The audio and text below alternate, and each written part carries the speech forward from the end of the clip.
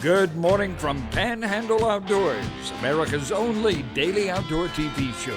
Your source for fishing, hunting, and information for folks who enjoy the great outdoors. Now sit back, relax. It's Panhandle Outdoors. Good morning, folks. Welcome to Panhandle Outdoors. I'm Winston Chester. Glad you're here this morning. We have a great show lined up. Two very special guests here in the studio. But first, our weather brought to us by Haney Technical Center at the corner of Baldwin and Highway 77. Looking at a high today of 87, a low tonight of 72, and an all-important water temperature has dropped down to 82 degrees. So it's really steady right there. It dropped down 3 degrees last week, and that's very important. Let's take a look at your river readings. We've talked about the river readings. It's low, and it's going to be low again this weekend. The Apalachicola Bluntstown, looking on the screen there, is a 0.7, and the Choctawhatchee at Caryville is a 2.3. Not much movement at all on the river. So again, this weekend you be careful taking your boats out there. There are going to be stumps and all. I was looking at the Apalachicola River one day, about 3 or 4 days ago. I was just amazed at how low it is. So a lot of stumps and all, a lot of floating debris. So be aware of that. Tide chart brought to us by Kent Forest Lawn Funeral Home and Cemetery. Good strong tides. We're looking at a high tide this morning at 12:36. We've already had a high tide. So tide is going out right now as we're speaking. The low tide is going to be about 11:19, right around the middle of the day. If we're going to be low tide, then it's going to start coming in this afternoon. So go ahead and tailor your trip. If you like to fish a low tide, fish this morning. You want that tide coming in, so fish this afternoon. So you got a good situation there. Marine forecast, north-northeast about 10 to 15. That prevailing wind now the next 3 or 4 days from this big storm is going to be coming out of north-northeast. And just be aware of that. But looking at next week's weather, we're going to get down maybe into the high 50s for our lows. So that's going to be exciting. Let's take a break. We'll be right back with our special guest. Well,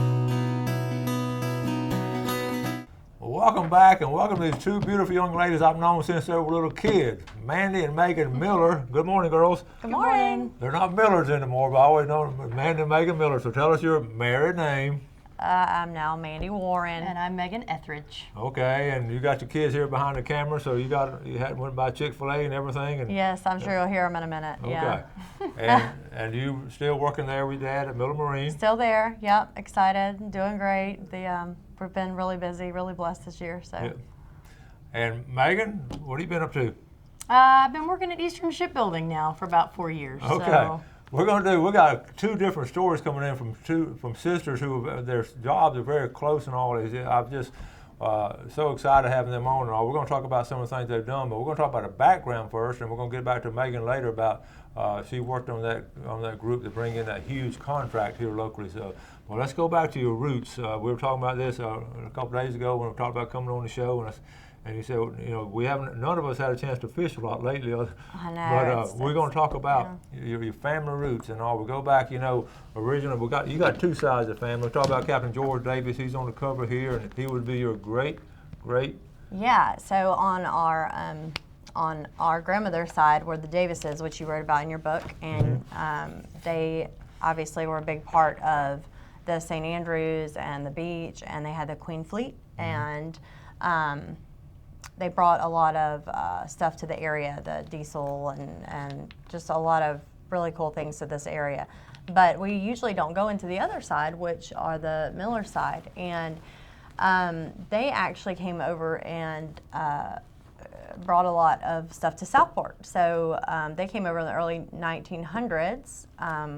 And I want to talk a little bit about them this morning. Well, start telling us about it. Yeah, so William Henry and Martha came over, and I went kind of down memory lane yesterday with my uncle telling me a little bit about this, and it was kind of exciting. We went over to the old Southport Cemetery, and we all still live in Southport. So we went over there, and he was telling me about how they came over from Chipley, and he kind of tied all the families together. I knew we're all related somehow. You can pretty much tie everybody together in Southport, but he tied it all together for me. So my great-great-grandfather, who was William Henry, and his wife came over, and there was nothing in Southport, but they came over because there was lots of food, and so they were really true sportsmen, fishermen, hunters, and they would go out and catch all these fish, and they would catch all these scallops, and then they would go and catch gators, and they would sell the hides to different people coming down from Dothan, and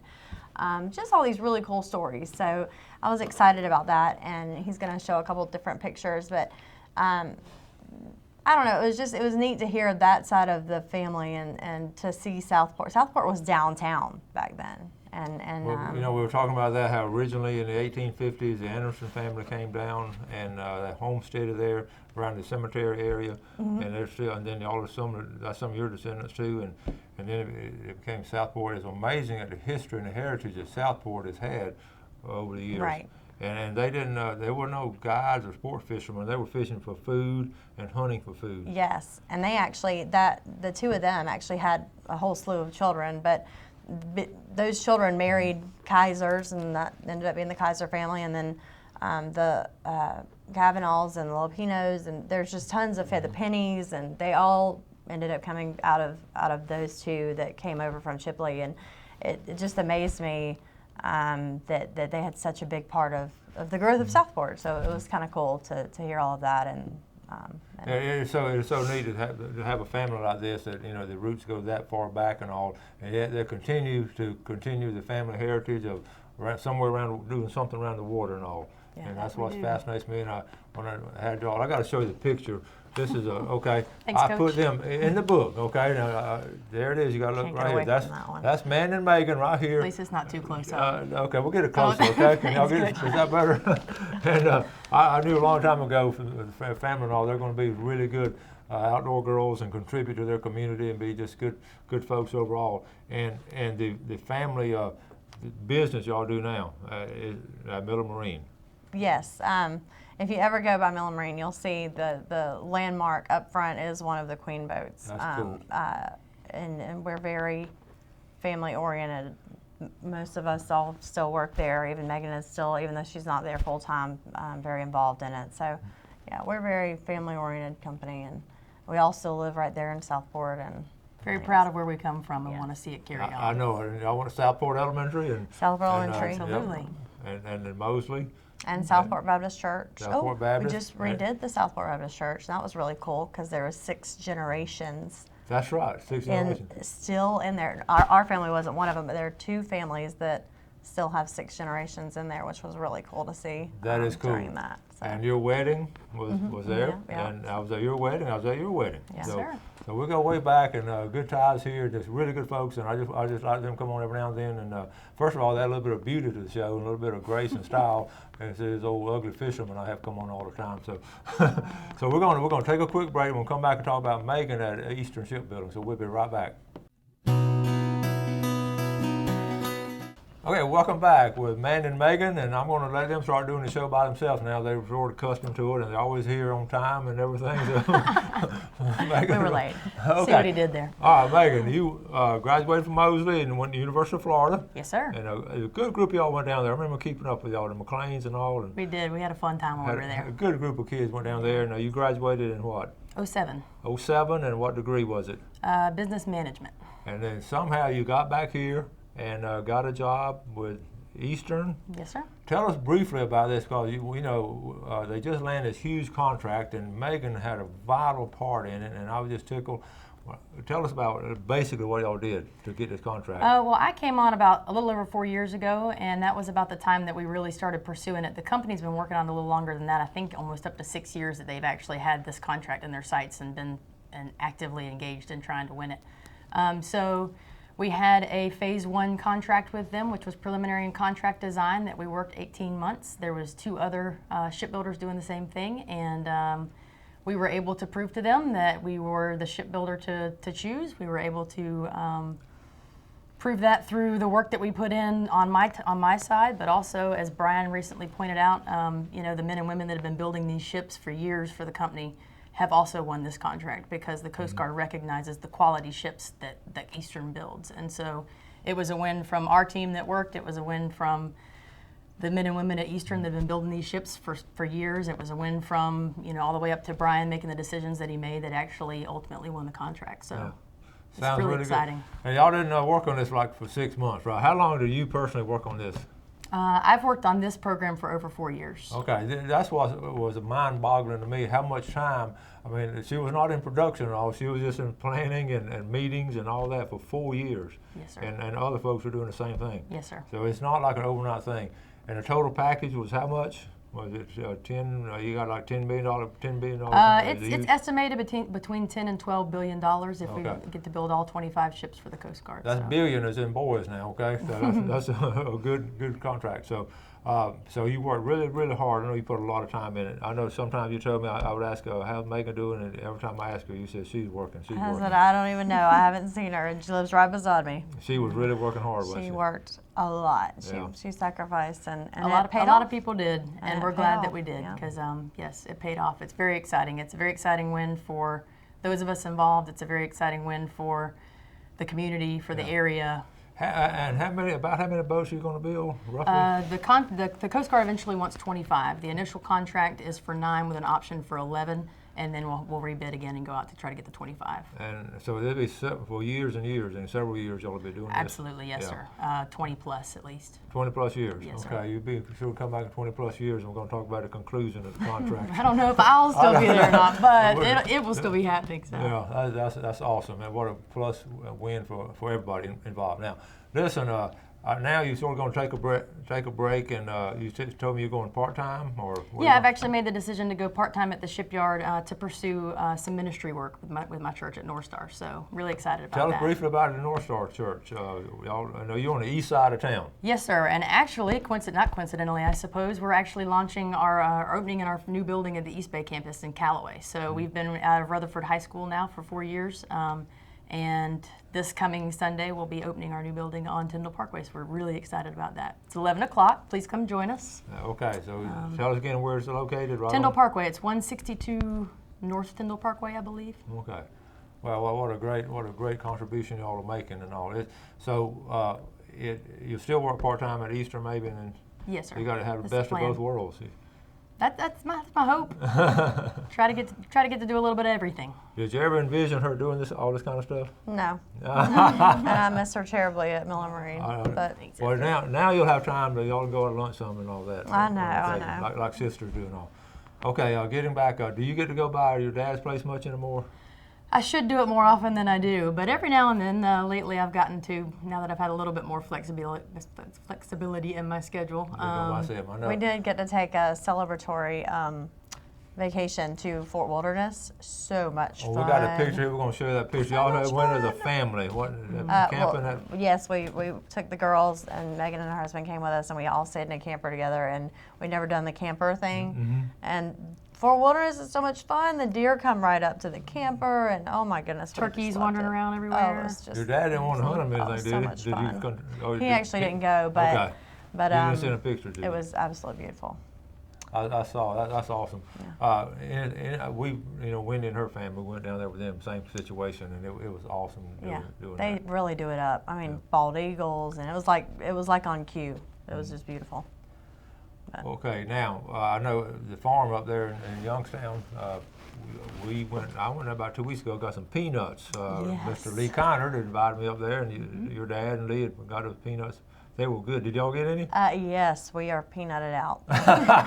There are lots of farming going on up there. I brought some to Jeff. I took some to Scott Lindsay. Scott just left them in his truck and just ate them in the back of the truck every morning. Apparently the That's what Dad birds does. didn't get many though, because there are no birds to be found. How was the dove shoot? I haven't seen any doves. I mean, I haven't been going because there hasn't been any, and I've Oh, been my busy. goodness. But I yeah. wonder why I didn't get a call. Yes, Maybe when the birds show up. Yeah, Okay. when the birds show up, you'll get a call. Okay, tell your dad to call me. Okay, look, we're going to take our final break, come back with some more pictures. So we'll be right back with Mandy and Megan. Okay, welcome back. Mandy and Megan, the Miller girls I always call them, and they've been with us a good while, and I'm really glad to have y'all on the show. Thanks Big for smiling, having us. always smiling faces. They're not smiling just for the TV show, they're always smiling. So let's do our fishing game time for today. Looking at 4:28 to 6:28 this morning. We're right here in the middle of it. And this evening, 4:51 to 6:51. That's our fishing game times. I know we had a big storm that just coming up the East Coast and all. Everybody thinks about storms and ships and all that, and they all have the capability of taking boats out. Oh yes, we have a hurricane plan, of course, so we stay on top of it the whole time, and Yeah, that's good. All right, let's go through these pictures real quick. This first picture here, tell us about that picture. That's Granddaddy Miller, so that's my dad's dad, Sonny Boy. Sonny Boy. Right, Sonny Boy Miller, and he was known for his cast netting abilities. He was apparently the best cast net thrower. I still remember his reputation. He was well respected in the community. Yes, he could sling fish. a net. People talk about it for years. Yes, he was a very good fisherman. I did not get that from him, apparently. No, we are definitely not. A true outdoorsman, okay, and this is? That is the gravesite that I went to yesterday with my uncle when he was telling me about. That's Granddaddy Sonny Boy's grandparents that came over that had all the children that I was telling you about that pretty much made Southport. All right, and what we have here?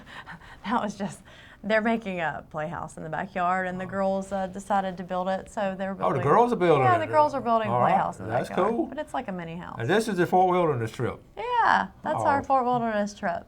So it was pretty fun. Cool. Yeah. And tell us about this.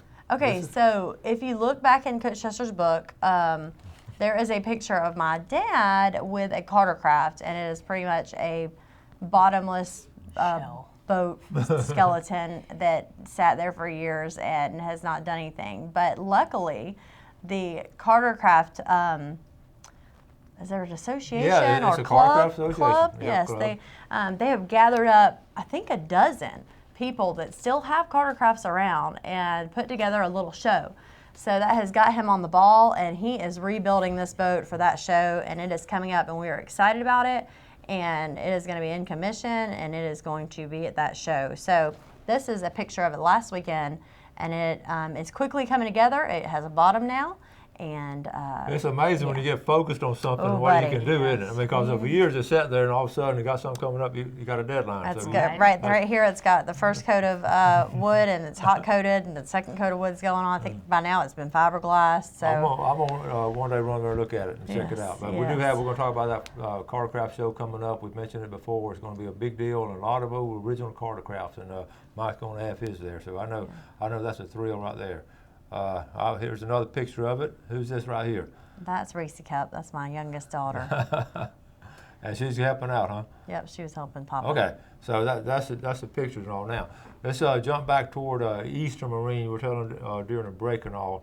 Roughly, how many people working now at Eastern Marine? I believe we're somewhere between 1,300 and 1,400. Don't quote me on that. I'm not sure, but somewhere around that number. It's a large company these days. Yeah. Building ships. Yep, it's very neat. When I interviewed Brian DeCerny for the book, I got his background as far as what brought him down here. He was really looking for swordfish in the Gulf, and because he was up in New York or Long Island area, the old fishing family and all. It's a fascinating story how he got here. He knew his boats, and also one of the claims to fame. Y'all built the boat for the movie Perfect Storm. Yes, sir. Under a gale, and it was fascinating. Also, that continues now. His family. Now, he's got a big family. He does. And how many kids they have? He's got 10 children. 10 children. 10 children. I believe they just had the 13th grandchild. So, and some of them still work there, or they work with? Yes, sir. He's got 6 sons, and all 6 of them are actively involved in the shipyard. So I actually think that might be kind of what was appealing to me about Eastern. Like you were saying, Brian was a fisherman that turned into a shipbuilder, just like my father.